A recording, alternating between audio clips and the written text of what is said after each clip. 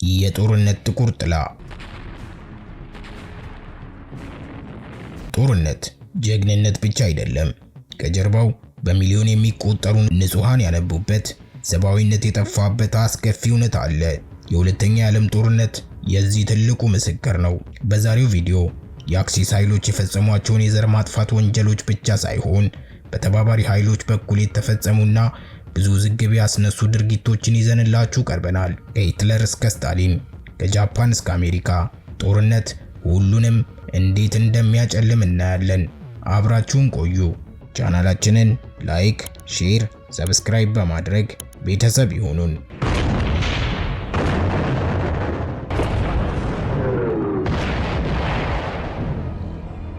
የጦርነት ጥቁር ጥላ፣ የሁለተኛው የዓለም ጦርነት ጭካኔዎች። በአሁኑ ወቅት ዓለማችን በታላላቅ ሀያላን ሀገራት መካከል በሚታየው ውጥረት ሳቢያ በድጋሚ የሶስተኛው የዓለም ጦርነት ስጋት ውስጥ በገባችበት ጊዜ የጦርነት እውነተኛ ገጽታ ምን ያህል አስከፊ፣ ሰብአዊነት የጎደለው እንደሆነ ለማስታወስ ያለፉትን ታላላቅ ግጭቶች መለስ ብሎ መመልከት መልካም ነው።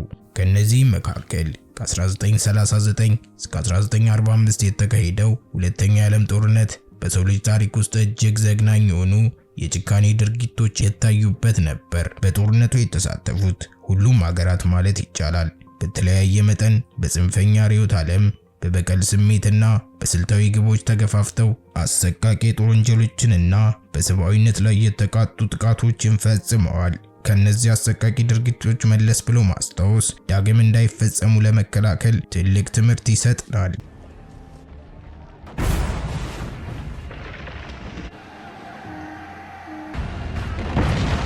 የአክሲስ ኃይሎች የፈጸሟቸው ጭካኔዎች። ናዚ ጀርመን በአዶልፍ ሂትለር ይመራ የነበረው የናዚ አገዛዝ የአርያን ዘር የበላይነትን ለማረጋገጥ እና ለመኖር የማይገባቸው ናቸው ብሎ የፈረጃቸውን ወገኖች ለማጥፋት በታሪክ ውስጥ እጅግ ስልታዊና ኢንዱስትሪያላዊ በሆነ መንገድ የዘር ማጥፋት ወንጀልን ፈጽመዋል። አንደኛ፣ ሆሎኮስት ወይም ሾአህ በመንግስት የተደገፈ ስልታዊ የሆነ ስደትና ወደ 6 ሚሊዮን የሚጠጉ አውሮፓዊ አይሁዳውያንን የማጥፋት ዘመቻ። ይህ ወንጀል የተፈጸመው በጅምላ ተኩስ፣ በተከለሉ ሰፈሮች ወይም ካምፖች በማሰር በረሃብና ከሁሉ በላይ እንደ አሽዊትስ፣ ቢርከናው እና ትሬብሊንካ ባሉ የማጥፊያ ካምፖች ውስጥ በጋዝ ክፍሎች በመጠቀም ነበር። ከዚህ በተጨማሪ ሮማዎችን፣ አካል ጉዳተኞችን፣ የፖለቲካ ተቃዋሚዎችን እና ሌሎችንም በስርዓት ጨፍጭፏል። ድርጊቱ ስር የሰደደው በናዚ የዘር ንጽህና ርዕዮተ ዓለም ላይ ነው። ኢሰብአዊ የሕክምና ሙከራዎች በእስረኞች ላይ ያለ ፈቃዳቸው እንደ በፍሪጅ ውስጥ ማሸግ፣ መርዝ መፈተንና በህይወት እያሉ ያለምንም ማደንዘዣ የቀዶ ጥገና ማድረግ ያሉ ዘግናኝ ሙከራዎችን አካሂዳለች። ሶስተኛ፣ ናዚ የሶቪየት የጦር እስረኞች ጭፍጨፋ።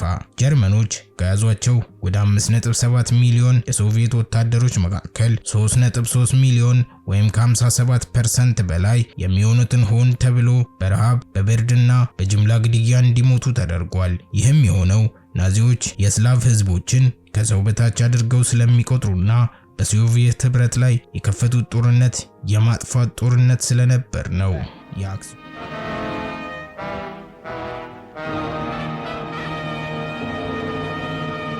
የአክሲዮን ቲ4 ወይም አክሽን ቲ4 የምህረት ግድያ ፕሮግራም አካላዊ ወይም አእምሮአዊ የአካል ጉዳት ያለባቸውን ጀርመናውያን ኢላማ ያደረገ የጅምላ ግድያ ነበር። ይህ ፕሮግራም የዘር ንጽህናን ለማስፈን ያለመ ሲሆን ለሆሎኮስት ግድያ እንደ መለማመጃ ሆኖ አገልግሏል። He would extract his revenge on the likes of Bishop Galen once the war was won.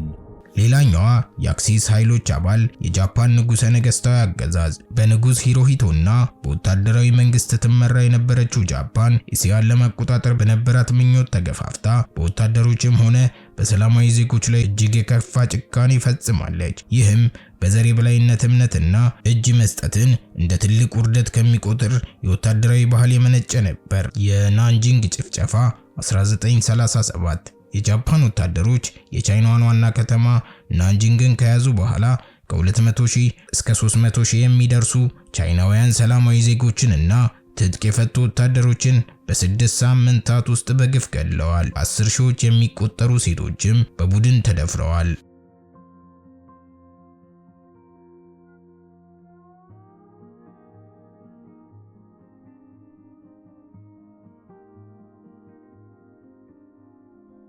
የጃፓን ባዮሎጂያዊ ጦርነት ክፍል 731። ይህ ሚስጥራዊ ክፍል በሺዎች በሚቆጠሩ በህይወት ባሉ የጦር እስረኞችና ቻይናውያን በቅጽል ስማቸው ማሩታ ወይም ግንድ ይባሉ ነበር ግንድ ይባሉ በነበሩት ላይ አሰቃቂ ሙከራዎችን አካሂዷል። ሰለባዎቹ ያለማደንዘዣ የቀዶ ጥገና ይደረግባቸው፣ ገዳይ በሆኑ በሽታዎች እንዲለከፉ ይደረግና ለኬሚካል መሳሪያዎች የሚጋለጡ ነበር። የጃፓን የጦር እስረኞች አያያዝ በተባባሪ ኃይሎች የጦር እስረኞች ላይ በአላይድ ወይም በተባባሪ ኃይሎች የጦር እስረኞች ላይ ስልታዊ የሆነ ጭካኔ ተፈጽሟል። ከነዚህም መካከል የባታን የሞት ጉዞ 1942 አንዱ ሲሆን በሺዎች የሚቆጠሩ አሜሪካውያንና ፊሊፒንሳውያን እስረኞች ያለ ምግብና ውሃ እንዲጓዙ ተደርገው በመንገድ ላይ ሞተው አልቀዋል።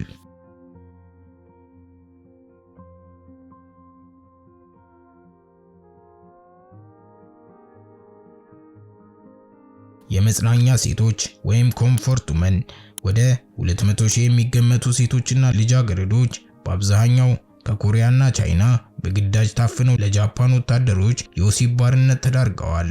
ይህ በመንግስት የተደገፈ የጅምላ አስገድዶ መድፈርና የባርነት ስርዓት ነበር።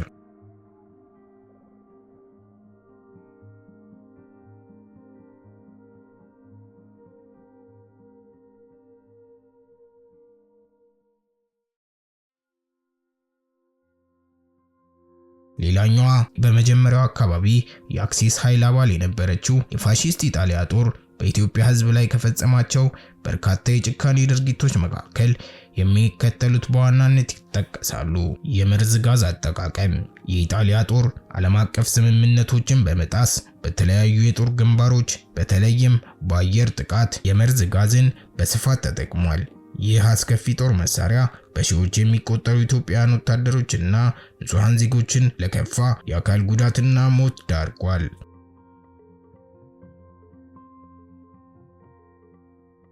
ሁለተኛው የካቲት 12ቱ ጭፍጨፋ እንደ ኢትዮጵያውያን አቆጣጠር በካቲት 1929 ዓ.ም ወይም ፌብሩዋሪ 1937 እንደ ኢሮፒያን አቆጣጠር በአዲስ አበባ ከተማ በፋሽስቱ የኢትዮጵያ አስተዳዳሪ በነበረው ሮዶልፍ ግራዚያኒ ላይ የግድያ ሙከራ ከተደረገ በኋላ ለ3 ተከታታይ ቀናት በአዲስ አበባና በአካባቢዋ በነበሩ ንጹሃን ዜጎች ላይ አሰቃቂ የጅምላ ጭፍጨፋ ተካሂዷል።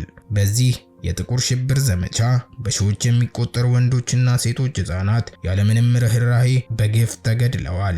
ሌላው የተባበሩት ኃይሎች ወይም አላይድ ፓወርስ የፈጸማቸው አወዛጋቢ ድርጊቶች ናቸው። በተባበሩት ኃይሎችም በኩል የጦርነትን የሞራል ወሰን የተሻገሩና ከፍተኛ የሰላማዊ ዜጎችን ሞት ያስከተሉ ድርጊቶች ተፈጽመዋል። የሶቪየት ህብረት በጆሴፍ ስታሊን ይመራ የነበረው የሶቪየት ህብረት በናዚዎች ከፍተኛ ጉዳት ቢደርስበትም እሱም በበኩሉ ከባድ የጦር ወንጀሎችን ፈጽሟል። ከነዚህም መካከል የካቲን ጭፍጨፋ 1940 የሶቪየት ሚስጥራዊ ፖሊስ ወደ 22,000 የሚጠጉ የፖላንድ መኮንኖችን፣ ምሁራንና የመንግስት ሰራተኞችን በካቲን ጫካና በሌሎች ቦታዎች ገድሏል። ዓላማውም ወደፊት የፖላንድ ተቃውሞን ሊመራ የሚችል የህብረተሰብ ክፍልን ማጥፋት ነበር።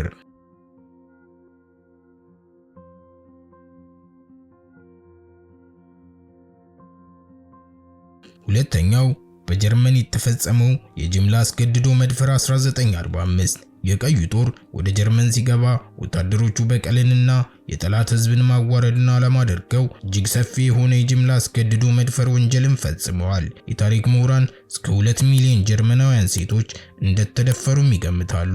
የጉላግ ካምፖች በሚሊዮን የሚቆጠሩ የፖለቲካ እስረኞችና የጦር ምርኮኞች ጉላግ በሚባሉት የጉልበት ሥራ ካምፖች ውስጥ በእጅግ አስከፊ ሁኔታ እንዲሰሩና እንዲሞቱ ተደርጓል። ሌላኛዋ የተባበሩት ኃይሎች አባል ዩናይትድ ስቴትስ እና ዩናይትድ ኪንግደም ነበሩ። እነዚህ ሀገራት የፈጸሟቸው ድርጊቶች በዋናነት የጠላት ህዝብ ሞራልን በመስበር የኢንዱስትሪ አቅሙን በማዳከም ጦርነቱን ለማሸነፍ ያለሙ ነበሩ።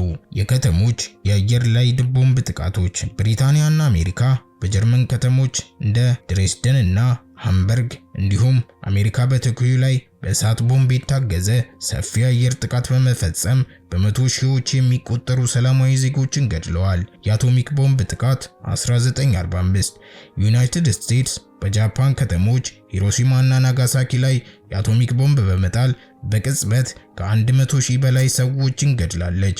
ይህ ድርጊት ጃፓንን ለፈጣን እጅ መስጠት ለማስገደድና የአሜሪካን ወታደራዊ ኪሳራ ለመቀነስ እንደሆነ ቢገለጽም በታሪክ ከፍተኛ ውዝግብ ከፈጠሩ ወታደራዊ ድርጊቶች አንዱ ነው።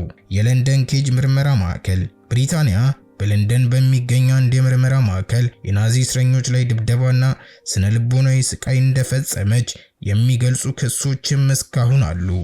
ማጠቃለያ የአሁኑ ትውልድ ከታሪክ መማር። የሁለተኛው የዓለም ጦርነት ጭካኔ የውጊያ ውጤት ብቻ ሳይሆን ብዙ ጊዜ የግጭቱ ዋና ግብ ነበር።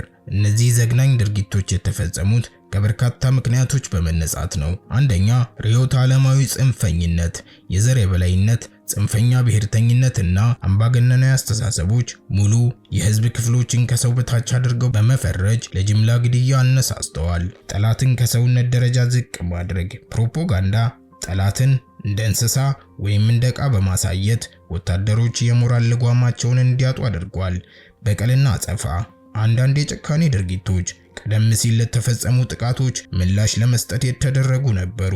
የቶታል ጦርነት ስልት የጠላትን ህዝብ ሞራል ለመስበር በሰላማዊ ዜጎች ላይ ማነጣጠር እንደ ውጤታማ ስልት ይታይ ነበር። ለነዚህ አሰቃቂ ድርጊቶች ዓለም አቀፉ ማህበረሰብ የሰጠው ምላሽ የኑርንበርግና የቶኪዮ የጦር ወንጀለኞች ፍርድ ችሎቶች ነበሩ።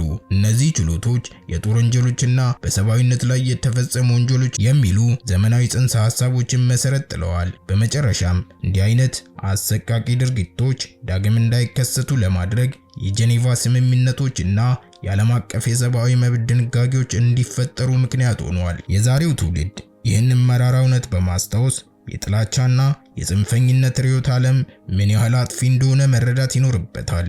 የጦርነት ዋጋ የሚለካው በወደመው ከተሞችና በሞቱት ወታደሮች ብቻ ሳይሆን በጠፋው ሰብአዊነትም ጭምር መሆኑን በመገንዘብ ለሰላምና ለሰብአዊ ክብር በጋራ መቆም አለብን። ቻናላችንን ላይክ፣ ሼር፣ ሰብስክራይብ በማድረግ ቤተሰብ ይሁኑን።